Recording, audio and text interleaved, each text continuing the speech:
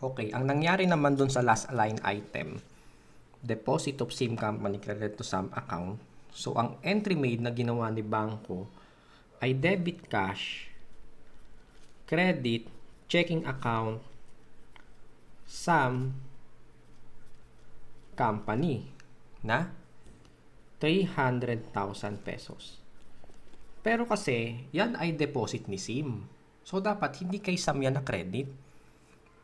Dapat na credit yan sa checking account ni Sim Company.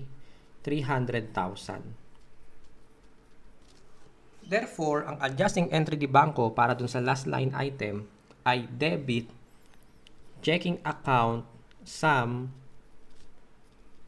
Company credit checking account Sim Company para makorek yung kanyang error dun sa nangyaring pag-credit ng deposit na hindi naman dapat kay Sam.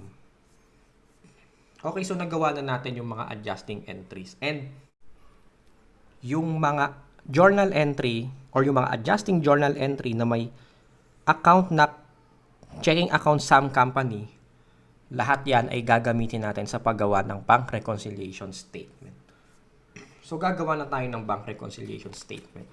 Uunahin natin yung kay book.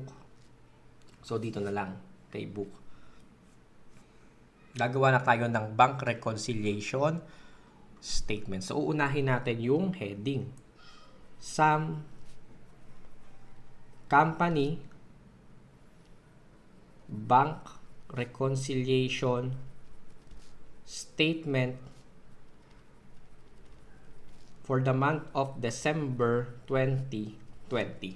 So, mag-i-start tayo sa unadjusted balance per book. Unadjusted balance per book.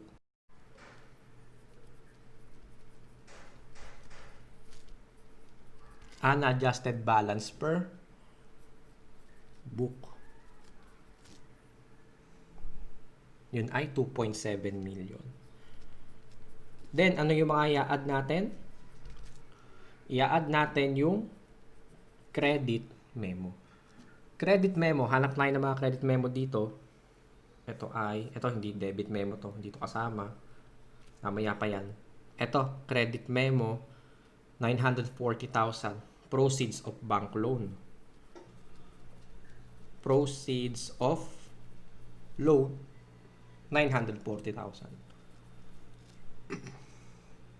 Next, credit memo, baka may credit memo pa dito. Ito, yung collection, customer note. Customer note collected na 435,000 pesos. So, wala na mga credit memo. Total credit memo natin ay 1,375,000. Total 2.7 million plus 1.375 million, that is 4,075,000. Less natin yung mga debit memo. So, hanap tayong debit memo dito. Ito, yung service charge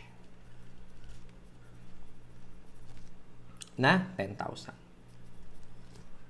Ano pa? Debit memo. Saan pa may debit memo dito? Ito, yung customer check charged by bank.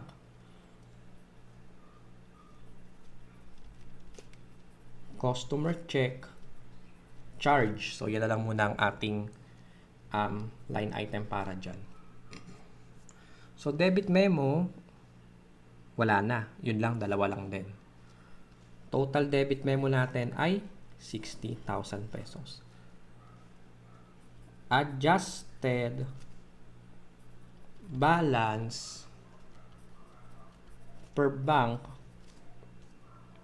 ay 4,015,000. Next, yung sa bank naman. So, tapos na tayo kay, kay book. Adjusted balance per book pala to. Ayan. Adjusted balance per book, 4,015,000. Next natin, yung kay bank. Dito na lang sa green na index card. So, magsisimula ulit tayo sa unadjusted balance per book.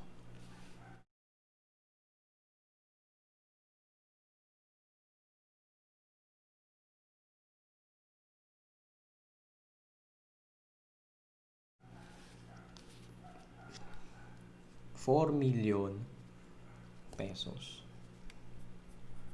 Then, add deposit in transit. Ang deposit in transit natin dito ay 475,000. Ano pa? Itong ginagawa natin with bank error. So, balikan natin yung mga errors na ginawa natin ng adjusting entries.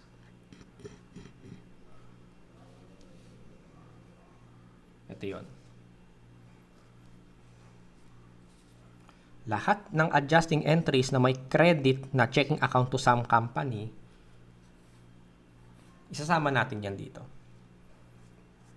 Una, yung 90,000. Yung 90,000, yan yung incorrect deposit na nangyari. Yung 100,000 ni-record ni Bangko as 10,000. So, 90,000.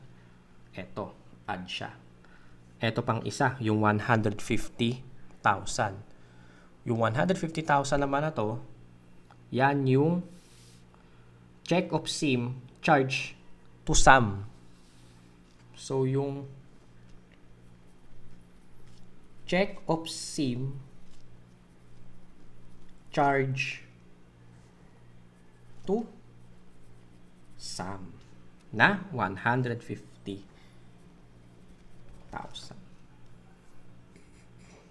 Ano pa? Ito, yung erroneous debit memo for the bank loan. Kasi may credit na some company dito. So, yung erroneous debit memo, 200,000. Ano pa? Ito, sasama ba natin to? Ito kasi debit ang kanyang entry. So, mamaya pa natin isasama yan. Yan ay less. Ginagawa natin yung mga add sa bank reconciliation statement. So, total deposit in transit plus yung mga errors, 475 plus 90 plus 150,000 plus 200, that is 915,000. Total 4,915,000.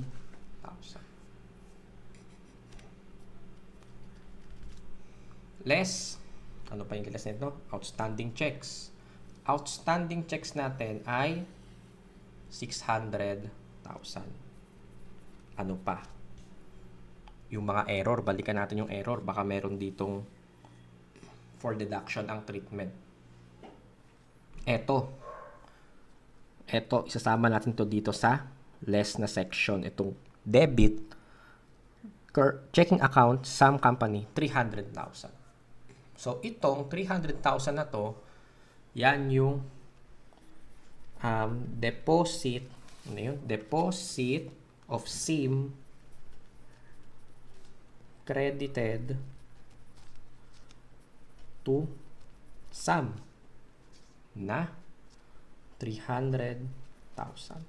So, total 900,000. 4,915,000 minus 900,000. Adjusted balance per bank ay 4,015,000. Parehas ba dun sa na-compute natin? Dun sa book? Okay, parehas sila. 4.15 million dito, 4.15 million.